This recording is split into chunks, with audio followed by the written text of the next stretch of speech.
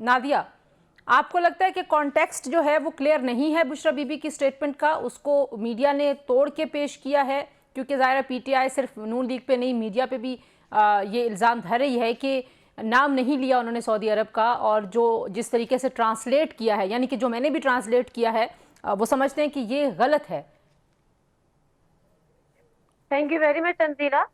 देखिए, अगर बुशरा बीबी ने सऊदी अरब का नाम नहीं लिया तो हमें पीटीआई खुद बता दे कि अगर सऊदी अरब की बात नहीं कर रही थी बुशरा बीबी, तो किस मुल्क की कर रही थी।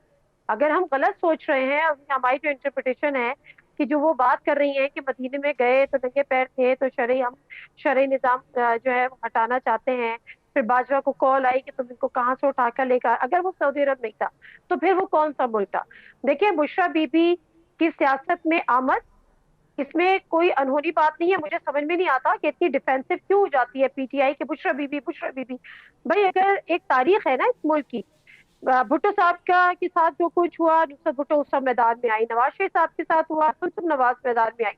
अगर इमरान खान के इस तरह जेल में है और बुशरा बीबी पूरा टाइम भी उनकी जगह पर या उनके आने एक एक अपनी एक जद्दोजहद करती हैं, तो इसमें कोई हर्ज नहीं है, इसमें कोई बुराई भी नहीं है, और ये मरूफ की सियासत भी नहीं, क्योंकि एक लिमिटेड टाइम के लिए है। तो मुझे नहीं समझ में आता पीटीआई इतनी डिफेंसिव क्यों है। दूसरी बात ये कि मैं पर्सनली ये समझती हूँ कि बुशरा बीबी का जो ये बयान था, ये पीटीआई के ऊपर खुदकुश हमला था।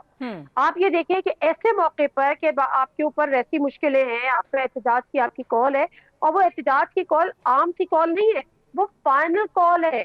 फाइनल कॉल का मतलब ये है डू एंड डाई की सिचुएशन है। आप कामयाब हो जाते हैं तो बल्ले बल्ले, और अगर आप नाकाम हो जाते हैं तो फिर आप हमेशा के लिए नाकाम हो जाते हैं, फिर आपके पल्ले कुछ भी नहीं रहता।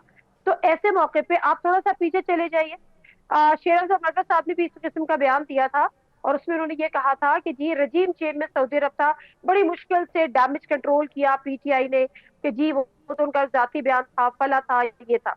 अब बुशरा बीबी का बयान उनका जाती था। अगर बुशरा बीबी का बयान जाती था तो पीटीआई की ऑफिशियल अकाउंट से, ट्विटर के ऐप से उसको पोस्ट क्यों किया? बुशरा बीबी का एक अकाउंट बना देते और वहां से पोस्ट कर देते। जब आपने पीटीआई की ऑफिशियल अकाउंट से उसको पोस्ट कर दिया तो वो फिर उनका जाती बयान नहीं रहा।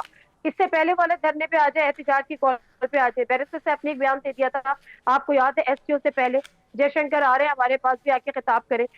तो मुझे तो इस पीटीआई की समझ में नहीं आती कि ये अपने पैरों पे कुल्हाड़ी क्यों मारना चाहते हैं। अच्छा, इसी सवाल पे जरा मुझे मौका दे, मैं ब्रेक ले लूं। ये जो सवाल आपने